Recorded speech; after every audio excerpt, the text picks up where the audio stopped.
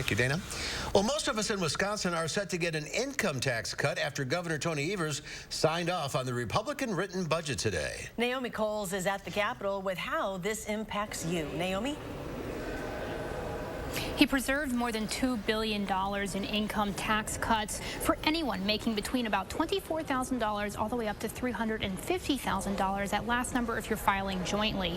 Now, the governor says the median family of four will see about $550 in tax cuts from this budget this year. Now, Evers calls it a bipartisan effort and touts the tax cuts as his own.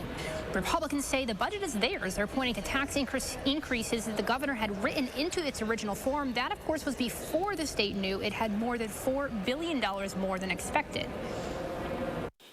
Personally, I find it laughable and hypocritical that just 6 months ago, when Governor Evers introduced his budget and he proposed an over $1 billion tax increase, he was given the opportunity to lead and propose tax cuts for the hardworking families of Wisconsin, and he failed.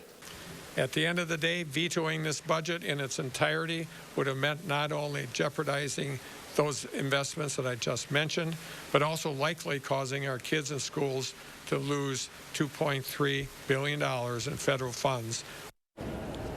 The governor made only 50 partial vetoes to relatively minor things. That's the lowest number for any budget since 2011. Now, that's partly because of a state Supreme Court decision last year that put a lot of restrictions on the partial veto power for governors in Wisconsin, but it's also because of how Republicans specifically wrote this budget with very little policy language that he could veto.